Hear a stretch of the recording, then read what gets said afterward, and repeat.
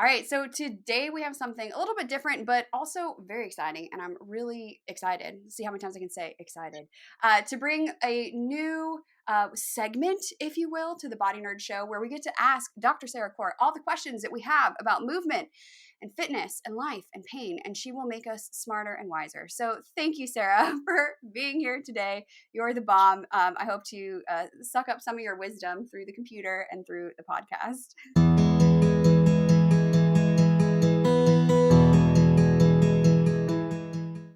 Well, thank you. Thank you for having me. And also, I'm going to just hire you to be my hype man. Oh, yeah, And yeah. walk every time I walk into a room. Yeah. Alex first and just says all this stuff. Get ready. That would be my life's greatest honor to be your hype woman. Well, we have already chatted on a previous episode about things you like to get nerdy about. But for people who have just like dropped in on this episode and they're like, where am I? What's going on? What do you like to get nerdy about? Well, my answer last time still sort of stands, which was carbs. But still, there's so much to discover about variety of preparation. But what I'm sort of, it always kind of depends. And one of the things that at the moment that I'm sort of seeing the most of is figuring out the way that I like work with patients and have them sort of explain to me what's going on with their body and kind of trying to do like a CSI, detective thing on what's going on with them. I'm actually doing more of it on my own body than I maybe ordinarily would. Like, why is my left thigh, front of my leg, kind of giving me an issue? What did I do? You know what I mean? Like that kind of stuff. So really sort of, it's always easy, I think, especially if you're in the movement business, to take the stuff that you know and apply it outwards towards other people, and always be thinking about, like, I'll wake up sometimes be like, oh, I wonder if I tried this with this patient, if that would make a difference. It's always sort of running in the back of your head. And I tend to like all good doctors, completely ignore my own body, pretend like not everything's fine all the time, always. It's great. But I'm starting to try to do a little bit more of that for myself. So I guess I'm nerding out on self-care. Yeah. Which actually I think would be super interesting to debunk our first fitness myth, which actually we hadn't talked about and I hadn't written down, but then you mentioned that and then I remembered about having to do stuff on like exactly the same from side to side. So would you share a little bit too of this like self-care exploration experimentation that you've been doing over the last couple months? Yeah. So I have had a few different surgeries on my right hip, including the most recent one, which was 7 or so years ago, was a hip replacement. And I'm essentially totally functional. Both of my legs work. I can do all the stuff that I want to do. But I recently discovered that I cannot do like a single leg, not even a pistol squat, just like a single leg sit down to a chair and back up again on the right side, the surgery side. And I can do it on the left. And I was like, well, again, this doesn't come up in my daily life very much. I'm not trying to sit down in a chair with one leg, on the regular. But, and this is what I talk about a lot with patients, nobody's perfectly symmetrical. Yeah. But what we want to look at is if there's some movement or some area in your body, or if it's a range of motion or strength or whatever, where it's vastly different side to side. So in this case, I can do the thing on one side and I 100% fail on the other side. That's something to look at. Not that, again, they're never going to be identical because we're not robots, but you want the differences to be minimized because that's how you then prevent potential future injury because of such a huge difference. Mm-hmm. So I've been working on trying to get that single leg sit to chair back up again on the right side, and it's getting better.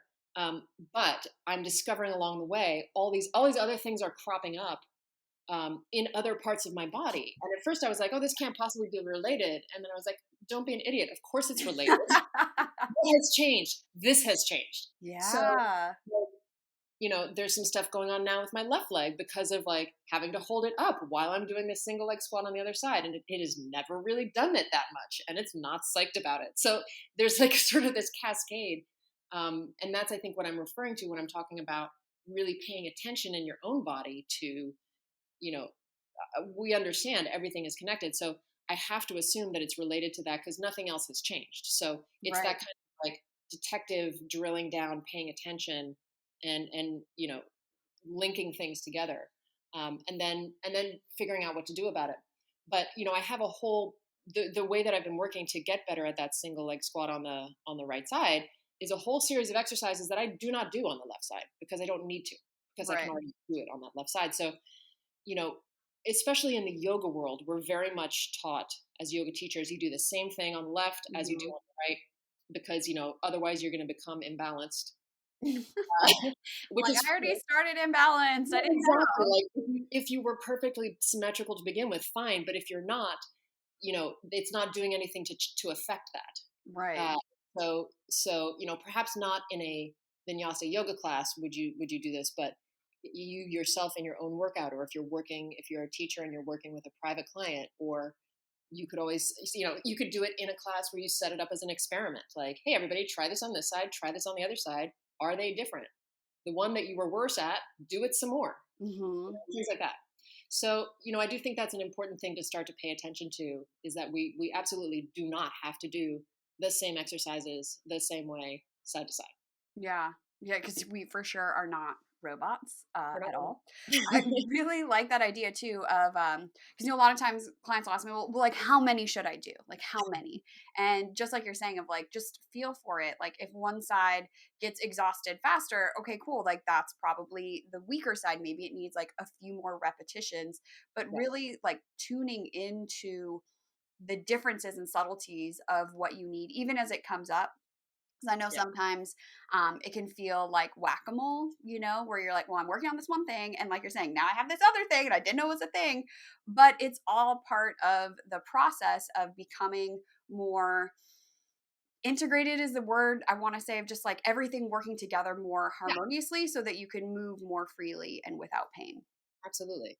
And I think as well, just to sort of jump on that, like how many do I do question, which is people ask me that, and I'm always like, like shrug emoji, because it so much depends. And a lot of the time, what I'll say to people is like, the standard thing that you hear all the time is like 3 sets of 10 Right. of something, but that's a completely invented, nonsensical thing. It's Hmm. just very easy to say and easy Hmm. for people to remember. But a lot of the time, what I'll emphasize for people is like, if this is a brand new thing, you've never been doing this movement, I would rather you do fewer and you do them really nicely and well, versus you do more of them and by the end it's a total mess, and it doesn't look like what we're trying to do in the first place. So Hmm. you don't always have to do there's a story that I love from a friend of mine's dad, who was told to do shoulder shrugs, and they told him to do 10. And so he interpreted that as like, if 10 is good, 100 must be better. Oh So no. this is an elderly gentleman. And so he was started doing like 100 shoulder shrugs a day. And then he was like, my neck hurts. And you're like, well, yeah, Yeah. Oh my 100 is gosh. not automatically better than 10. Like, it's not how it goes. Oh my gosh. So yeah, the whole like, how many do I do? I think it's a good way to turn that around. And instead of me prescribing, you must complete this number, instead, you want to have the person be like paying attention while they're doing it and see how it feels, see if they're fatiguing, see if they notice the quality of their movement is getting worse, Mhm. it's another way of, um, it's sort of putting the responsibility, but also giving ownership to the person, of like, no, you don't get just to zone out and go through this list of things and this is an opportunity for you actually to pay attention to Yeah. what's going on in your body and how things feel. Yeah. So I usually sort of set it up that way. Yeah, you got to pay attention. Another, well, like you're saying too, of just like form and like checking in with your posture and positioning. And once, ribs start to flare and lower back is all over the place and your head is hanging off like a melon on the vine, you've probably surpassed what you are strong enough to be able to do. Exactly. Awesome. Right. Well, so there's your first fitness myth. You do not have to do things identical on both sides, which has given my brain too such relief to not have to count. Like I hate counting because usually, I'm listening to a podcast or listening to music or like thinking about what I'm going to eat later. And so, something that might be helpful for those listening is, set a timer. So maybe it's how many great repetitions can I do in 45 seconds, and then maybe I do that a couple times if that feels appropriate, rather Yeah. than sticking to this like sort of arbitrary 3 sets of 10. Right. Right. Fun, fun. Now I'm like, Yeah. oh, let me go do some more hip stuff right now. Oh my gosh. Okay, so what about stretching before a workout? Because that's another question I get often is like, okay, but what warm up should I do before I work out? What are your thoughts on Uh, so, I mean, the stretching, we open the stretching box like it's gonna be like one of those movies where like someone opens a box and like 10,000 butterflies and like that? moths and bats and stuff. Like there's so much in the stretching box that we Pandora's box. really to unpack. Lots of feelings, lots of ideas, lots of opinions. Um, Generally speaking, you sort of want to think about it as the time before you're doing whatever your exercise is you're preparing your body for that exercise. Hmm. So let's say I'm getting ready to do a routine where I'm doing like squats with weights or something like that. I the ideal thing for my body is to start to increase blood flow to the muscles that are going to be working to start to wake them up a little bit, as it were, so that my body is ready to do the thing that's a bit harder than what the warm up is, right? So static stretching, like if I then just like lay down on my back and pull my knee into my chest, feels nice, but it doesn't necessarily do anything especially useful to prepare the body to go do the thing that you're about to do. Mm-hmm. So, but what does prepare the body is dynamic stretching. So movements that don't end, Hmm. so like, arm circles or twists through your torso or any of that kind of stuff. You can think about dynamic stretching almost like your sun salutation is kind of like a series of dynamic things. You're never really hanging out too long in any one position. So that's what's really useful for your body before you do something. The sort of static stretch, meaning I get into the shape and I hold it, is really useful afterwards, Yeah. is what I found. And, again, there's arguments. Nobody really knows, as far as I know, from what I've read, what actually even happens with stretching, what it actually is doing. It's very unclear research wise. Hmm. But what I see in people that I work with is that, for the most part, it's effective. It's something that they need to be doing after they do their working out, especially if the workout is something that is tending to make your muscles kind of tight. Hmm. Nobody, please don't at me about the word tight. But but like the runners that I work with, the issues in their body are happening because running does tend to make everything tighter and tighter. It's not something that's like making your body more flexible. Hmm. So, working on that kind of static stretch is useful afterwards, especially if that's what your kind of workout is.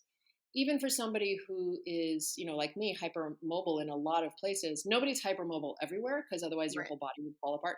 So there's things that I don't particularly work on because I don't have to, but there are other areas in my body that can get a little too aggressively, tight, and it is helpful to me to keep those parts of my body more mobile. So that's where I go in and do those static stretches on those parts, but not necessarily everywhere. And I also don't do it that much because I don't have to in my body because I Yeah. maintain that level of flexibility because I have this hypermobility that's specific to me. So that was a very long-winded way of saying before your workout, the kind of stuff you want to be doing is sort of flowing movement, thinking about warming up, thinking about getting blood flow, mimicking the shape of the movement that you're about to do, but maybe with no weight. So let's say you're doing just like air squats, and maybe you're not going as deep into it or whatever, but just starting to wake up your body in that moment, in that movement. Yeah. Then when you go to do your thing, that's when you add your kettlebell or your whatever. Yeah. That's the sort of general what I see as being the most effective way to Yeah. work. Yeah, because I do a lot of, and I've done an episode on that as well of just, like shoulder circles and, spine rotations, exactly what you're talking about of just moving your body and also using that as another opportunity to find like, where do I feel restriction? Where do things feel like Totally. asleep, so that, Mhm. okay, noted, let me do a little bit more prep work for that area so that I can then go into my workout without worrying about it. But I think too that there's this idea that like you have to have like a 20-minute warm up or like something really, really like specific exactly to that workout. And, absolutely what you're saying of like do a movement that's specific to it. But if you are moving all of your joints in all of the ways, it's Yeah. okay if you do the same type of warm up with like a little bit different, Yeah. difference in there every single time. Like you're not going to fall apart. Right. Yeah, absolutely. And depending on what the thing is that you're getting ready to do, but to your point, just taking all of your joints through their range of motion is a really good way to warm up your body. Hmm. So you'll do your wrists, elbows, shoulders, neck, thoracic, lumbar, all of that. You just like head, shoulders, knees, and toes. Yeah, But, I see it every time. I'm like, shoulders, knees, and toes. but that's a really good way to do it. Hmm. So yeah, Yeah. to your And point, yeah, and thanks for the reminder too that even if we are flexible in other areas, that you can still have restrictions. For me, the one I'm working on right now is my quads, which I'm like, mm, I don't even sit a lot. Like I'm standing at my workstation for a majority of the day, but oh my God, yeah, it's so yeah, why? yeah, Yeah. yeah, yeah. Um, Let me just for a second say Mhm. the gardeners have started gardening outside, so there's going to be buzzing noises. That's what it is. Just so you There's a Megatron outside that is know. about to break in. The So, aliens are landing right outside my window, so if you hear a loud buzzing, that's and what then that an is. alien walks by in the background. Like, "Yay, just getting a drink." Just, do you have any milk? Ay, ay, ay. Okay. All right. So I think a huge fitness myth that comes up, and I literally got a DM last week from someone who's like, "Hey, I'm having this pain here, and I went to the doctor, and they said I can never run again." Mm, So, what are your thoughts on if something hurts that I need to give that activity up forever? yeah. Um, that's and I want to say this with utmost respect to the doctors out there, but I tend to it is changing, but I do tend to see um, a less of a comprehension on what movement actually entails. And so it's easier to say, don't do the thing that hurts, or you should never do it again, versus my job, which is to actually unpack that, and look at the pieces of it and see what we can do. Right. So that's not that doctor's job. That's my job. Um, Sometimes that is the case. Right. There are occasions when that is true. When this kind of movement, because of the variety of things that are showing up for you in particular, um, it's not the ideal thing for you to be doing for your body. And in that instance, then I've spent a lot of time trying to find replacements. Like, what is something that gives you that same endorphins? What is something that you enjoy equally but doesn't, trash your knees as much as running does, or something like that. Hmm. But the other side of it is, a lot of the time when people have injuries from an activity or sport, it happens because I'm so sorry, they're getting so loud outside. Oh no, it's okay. It's not that loud on our Okay, end. good, good, good. It happens because the whatever the thing that they're doing, you're progressing too fast. Mm. Um, the number one, there's this really funny meme out there that's like a pie chart and about like how do you injure yourself, and the tiny slice is like I tripped and fell, and the rest of it is I felt fine. So Yes. I felt fine, so I kept going. Yes. Across the board, that's what I hear from people. Like, All I the was time. doing my run, and I know you and I said just 10 minutes, but I was feeling really good, so I did 20, and then my ankle started hurting, and I'm like, "Nyeh." Yes.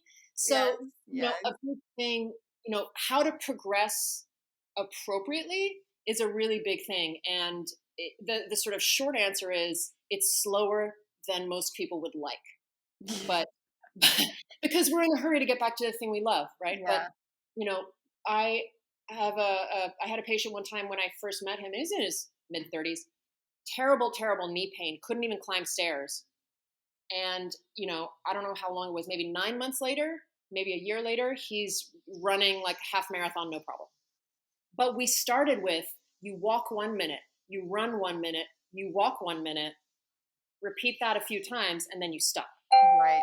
So it's the idea that like yes you can you can get to the mountaintop, but you're going to take small steps to get there. You're not running there, right? And Right. so a lot of the time when people have things that happen, and they're like, oh, well, I can't do this thing because I got hurt doing this thing.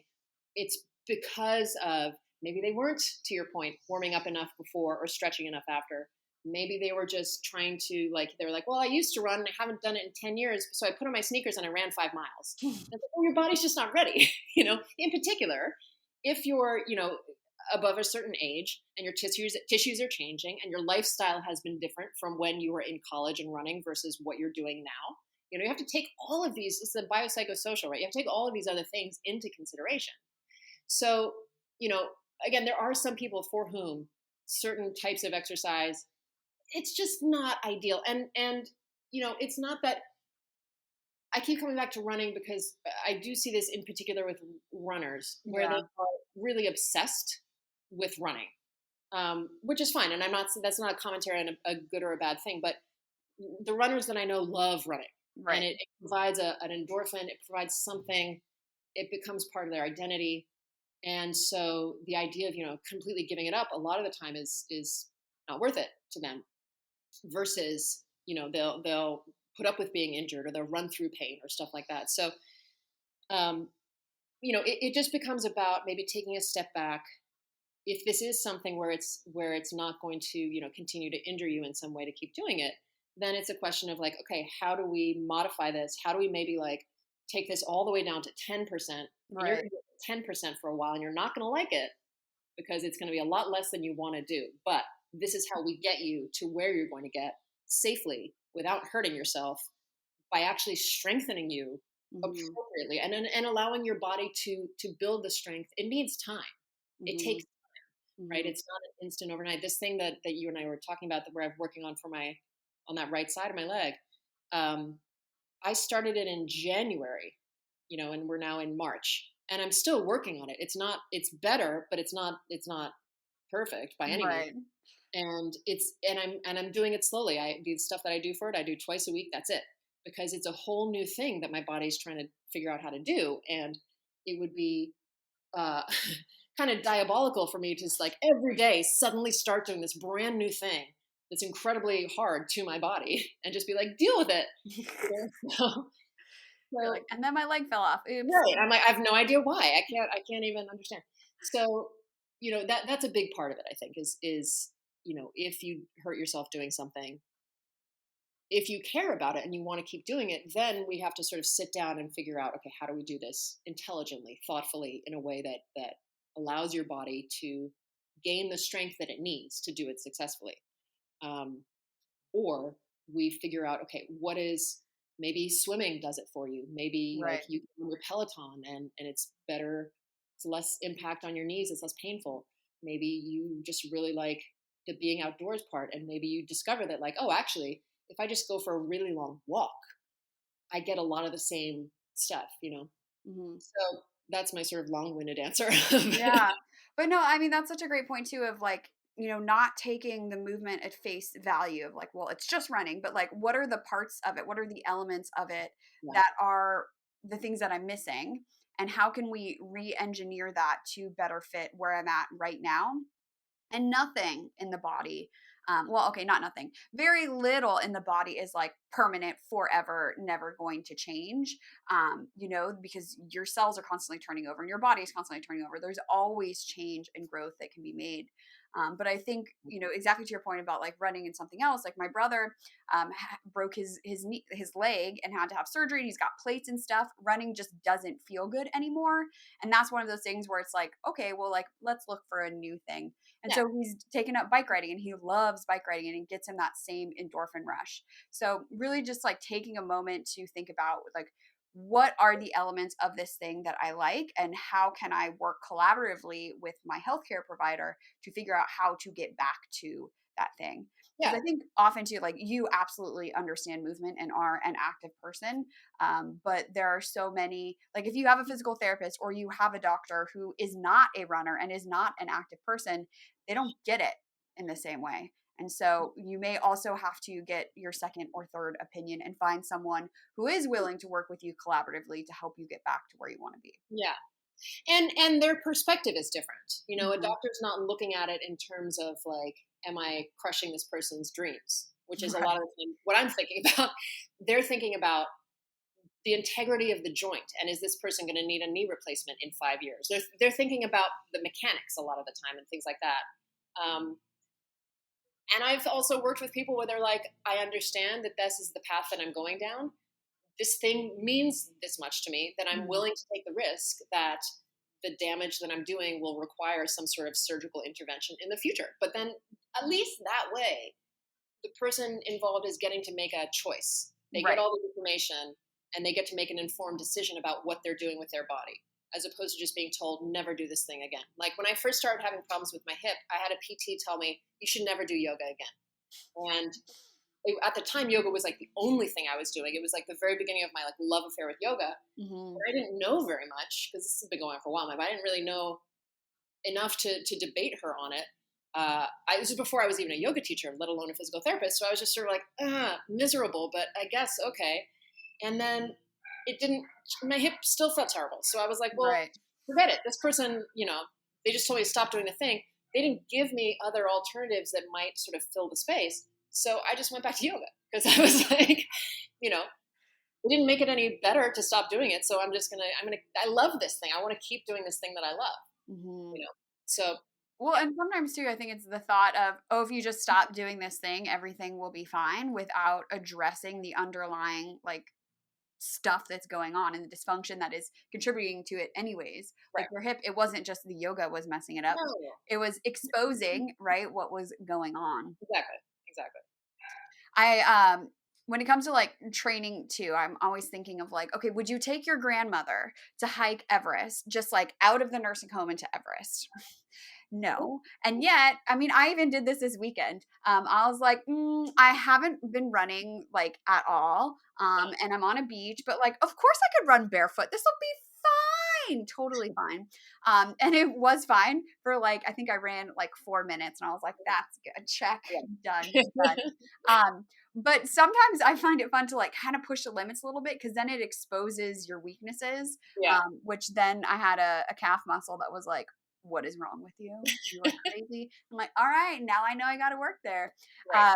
But then re-engineering it. Okay, if I want to be able to run, let me start with like those intervals that you were talking about, Right. or that same movement, that same action, but not with weight or not standing up. Maybe I'm practicing the movement on my back or with props, like whatever, right, just to get really creative with the movement. Yeah. Have it fit you where you're at now, and then you can get to where you want to go. Yeah, exactly. And, one of the things I sort of think about a lot in terms of bodies, and this is maybe a little nerdy, sort of like more for the teachers out there, is like sort of a simple way to break it down in your head is global versus local. Global being the whole you, which is the person running, local being your knee, your hip, your whatever. And sometimes you have to go in and do, like, everyone loves functional movements, right? Everyone loves exercises that are, quote unquote functional. Sometimes you have to go in and do like some not particularly functional looking thing, but something that really addresses that local issue. Like maybe you have to do, like I do, quad sets, like, knee extension exercises with an ankle weight. It doesn't look like anything I do in real life, but that's what my leg needs. And that's going to then allow me to do the global. So being able to go back and for like, look, big picture and then zoom in on like, okay, but where, like for you with your calf, where is the piece that's actually turning out to be the little like chink in the armor? Mm-hmm. How do I manage that? So then when I step back as a whole, I am, to your point, integrated and everything's working as it should. Because that one little piece is going to set off a storm of other problems potentially down the line, right? It's not just going to sit there on its own and be annoyed. It's being annoyed is going to make like your back on the other side then maybe do some kind of hinky thing. And then your one shoulder is going to go up because your neck isn't loving it. You know what I mean? No, it'll start this kind of cascade of stuff. So being able to go in and kind of pinpoint, okay, why was it that after 4 minutes I needed to stop running? It was my calf. Okay, let me go in and address the calf, see what's going on here. And then, I retest or whatever, go back to the run and see, okay, yeah, actually, now that I've spent some time doing that, I can do 6 minutes. Great. Let me stay there, and then from there. Yeah. That retesting, that's what that's perfect. Break it down. You know, do we need to do the super boring things and then put it back together and test it, because that testing in itself will give you the information about where to go next, which Right. is what being a body detective is all about. Absolutely. Being an Absolutely. integrated human. That's all we're trying to do, is just to be more human, and it's a lot of work. So much work. Okay, well, this has been super, super fascinating. And I know that there are like infinite amount of additional fitness myths that we are going to continue to tackle. So send us your fitness myths. You can hit me up on Instagram at Hala from Mala. You can even send Sarah a DM. You are at Sarah Court DPT. That's right. Let us know what questions have been percolating. What lies have you been told about your body? I feel like something about the psoas we need to talk about. Oh yeah. Yeah. Oh yeah, yeah, we Oh need. yeah. I will make a note for that for our Absolutely. next conversations. But thank you for hanging out and helping us to debunk these myths, because there's so much nonsense and confusion out there about what to do with your body. What do you want to see more of? Comment below and let me know. Also, make sure you give this video a thumbs up so that more people can find it, and definitely make sure that you hit that subscribe button so that you'll get notified every time I put out a new video.